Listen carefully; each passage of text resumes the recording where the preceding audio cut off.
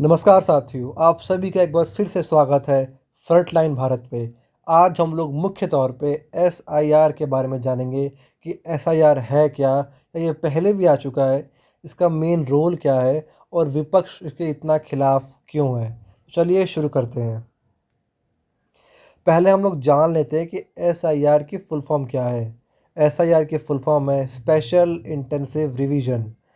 जैसा कि इसके नाम में है, ये एक तरह से रिवीजन है या जो दोबारा इसका किया जा रहा है, जो पहले के वोट्स को छांट के वापस से नए वोट्स को ऐड करना। इसका मेन जो गवर्निंग बॉडी है वो है election commission of India, ECI. इस ये आर्टिकल 324 के अंतर्गत ये काम किया जाता है। जैसे कि मैंने बताया, इसकी जो गवर्निंग बॉडी है वो ईसीआई है, जो मेन सेंट्रल लेवल पे है। यानी कि इस पर कोई स्टेट का कंट्रोल नहीं रहता, किसी भी राज्य का इस पर इतना मेनली कंट्रोल नहीं रहता, मेनली सेंट्रल कंट्रोल रहता है। और एज़ पर द क्लेम तो ये एक तरह से निष्पक्ष संस्था है, ऐसा वो क्लेम करते हैं। बट ठीक है, इसके बारे में कभी और बात करेंगे। तो चलिए, इसके बारे में तीन मेन फीचर्स है वो हम जान लेते हैं कि स्पेशल इंटेंसिव रिवीजन आखिर है क्या, इसमें से क्या दिया गया है। तो इसके तीन जो मेन फीचर्स उसमें है कि BLO यानी कि बूथ लेवल ऑफिसर एक अलॉट होगा, एक पर्टिकुलर एरिया, एक जैसे मान लो एरिया ए दे दिया, वहाँ पे 3-4 बूथ लेवल ऑफिसर बोलते हैं कि आपका यहाँ काम है कि घर घर जाके आप एक एक आदमी औरत से जाके वेरीफाई करेंगे कि हाँ, इसी देश के मूल निवासी हैं, या इसी राज्य के हैं, या इसी जगह के हैं, या ये भारतीय ही है। ये वेरिफिकेशन करना इसका मेन काम है, टू वेरीफाई कि yes they are citizenship of India. Verify करना ही इसका काम है। क्योंकि आजकल आप काफ़ी सुन भी रहे कि बहुत सारे रोहिंग्या मुसलमान आके यहाँ पे रहते हैं, बांग्लादेश से आके। तो ये मेन उसको छांटने का मेन काम है, घर डोर टू डोर जाके सब कुछ चेक करना। इसका दूसरा मेन है इंक्लूजन ऑफ एलिजिबल वोट्स। जो जो नए वोटर आए हैं उनको ऐड करना, और जो पुराने जो कोई मर गए हैं उनको हटा देना। जो वोटर लिस्ट आती है उसमें नाम होता है कि जो पहले का है या जो बाद के, तो ये सरकार जान नहीं पाती कि पहले का कौन था, आपका नया कौन है। तो ये काम है इनका, जो नए नए वोटर है जो 18 के ऊपर हो गए उनका नाम लिस्ट में ऐड करना, जो पुराने जो मर चुके हैं उनका काट देना। तीसरा, डॉक्यूमेंट्स को वेरीफाई करना। जैसे कि इसमें कई डॉक्यूमेंट्स लिखे हुए हैं कि आप इस देश के मूल निवासी हैं। उन डॉक्यूमेंट्स में से कुछ, जैसे कि आधार कार्ड हो गया, आपका पैन कार्ड हो गया, और आपके जो पेरेंट्स का है उनका बर्थ सर्टिफिकेट हो गया, आपका बर्थ सर्टिफिकेट हो गया। ऐसे कई सारे डॉक्यूमेंट्स हैं जो वेरिफिकेशन करते हैं कि हाँ, आप इस देश के मूल निवासी हैं, तभी आपको वोटिंग का अधिकार मिलेगा।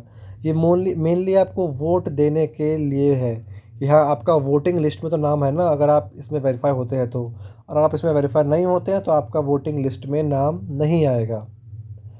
तो ये मेन इसका फंडा है स्पेशल इंटेंसिव रिवीजन या एसआईआर का। ऊपर इंग्लिश में अच्छे से लिखा है, और नीचे हिंदी में भी अगर किसी को बहुत अच्छे से डीप में पढ़ना तो नीचे मैंने हिंदी में भी लिख रखा है।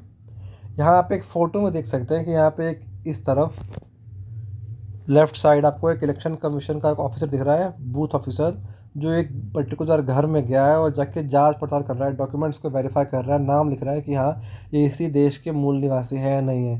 तो यही मेन इसका काम है, चेक करना कि कौन इस देश का है या कौन इस देश का नहीं है।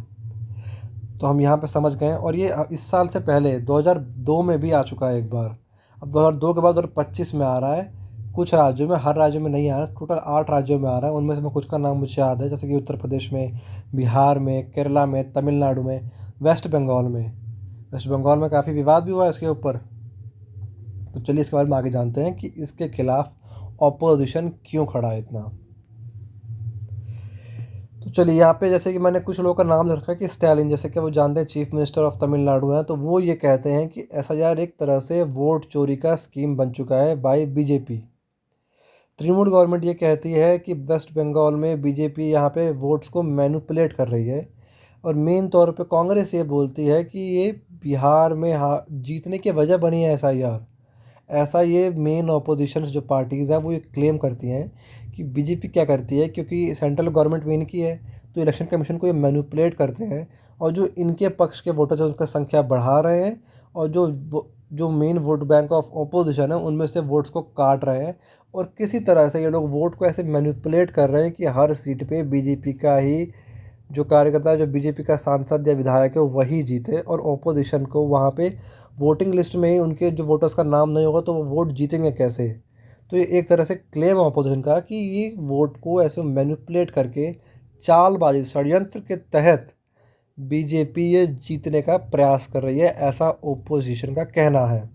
ओपोजिशन का कहना सिर्फ नहीं है, इसके खिलाफ प्रोटेस्ट भी कर रहे हैं। जैसे कि यहाँ पे आप फ़ोटो देख सकते हैं, अलग अलग पार्टीज़ यहाँ पे खड़ी है। जैसे अखिलेश यादव है यहाँ पे आपको सोनिया गांधी दिख रही है। ये लोग पूर्ण तौर से अच्छे से खड़े हैं कि ये गलत हुआ है, और ये क्लेम कर रहे हैं कि बिहार में भी SIR की वजह से ही जो 48 लाख वोट को काटा गया है, वो मेन उनका बेस था, और उसको हटाकर बीजेपी अपना फ़ायदा कराना चाहती है, ऐसा वो कह रहे हैं। पर देखते हैं इसके बाद आगे क्या निर्णय होता है। ये एक डेवलपिंग स्टोरी है, अभी हुई नहीं है। अभी देखते हैं, इसमें हर रोज़ कोई ना कोई नया एंगल आता रहता है, कोई ना कोई नया आता रहता है। अब कल को क्या पता सुप्रीम कोर्ट का भी कोई इस पर वर्डिक्ट आ जाए, तो वो देखने वाली चीज़ होगी कि इसके ऊपर सरकार का क्या कहना है और इस पर सुप्रीम कोर्ट का क्या कहना है। ये काफ़ी डेवलपिंग और काफ़ी असली स्टोरी है।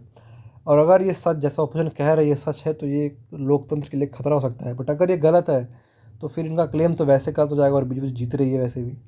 ये काफ़ी इंटरेस्टिंग स्टोरी है गाइस, इसके बारे में हम लोग और जानेंगे। इसके ऊपर अगर आप चाहते हैं कि मैं बताऊं कि SIR फॉर्म कैसे फिल करता है या कैसे क्या करता है, तो आप डिस्क्रिप्शन या नीचे कमेंट में आके बताइएगा ज़रूर कि आपको इसके ऊपर क्या और वीडियो चाहिए, फॉलोअप वीडियो चाहिए, तो मैं आप लोगों की ख्वाहिश ज़रूर ज़रूर पूरी करूँगा।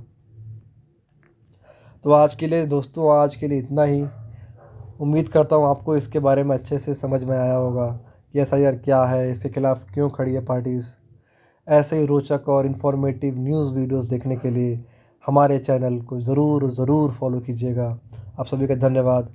शुभ रात्रि। जय हिंद, जय भारत।